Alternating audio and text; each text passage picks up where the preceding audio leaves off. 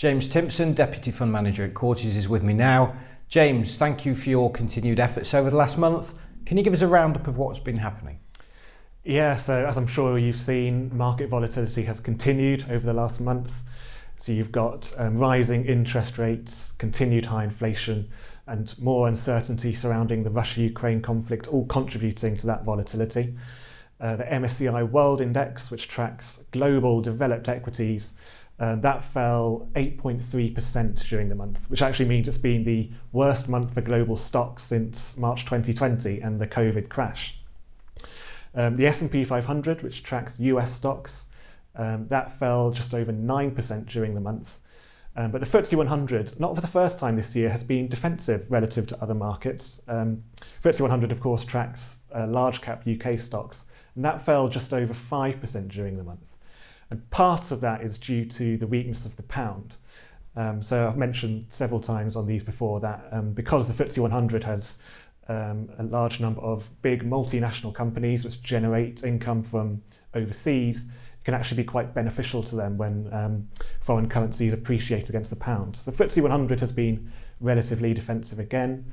One of the big losers of the month, as well as equities, is bonds.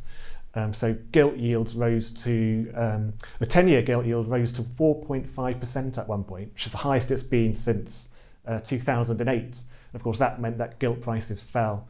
So gilts fell around 8% during the month, and they're now down 25% year to date. And I'm sure you saw Kwasi Kwarteng's budget a week or so ago. Markets didn't react particularly favourably to that, particularly gilt yields, as I mentioned. Also the pound.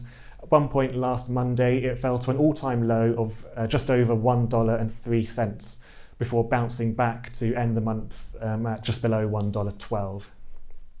We monthly provide roundups of what's happened over the last month. It's good to see this in a snapshot. It's well documented across the media right now what's been happening in financial markets. So I'd just like to skip to the present right now. You talked about where the pound ended up last month. What's been happening over the last couple of days? Yeah, well, the good news is things have been a bit more positive over the last couple of days.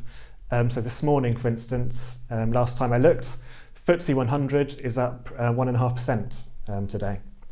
And global equity markets around the world have also risen since start of this month.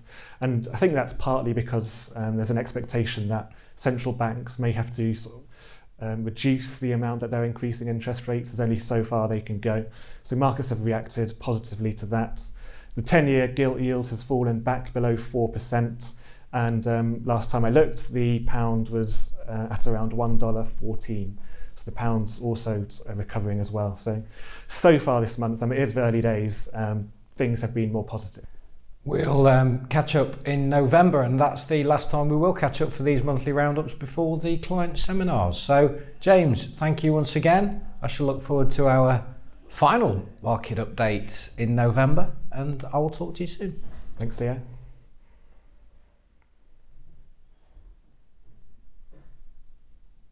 Yeah.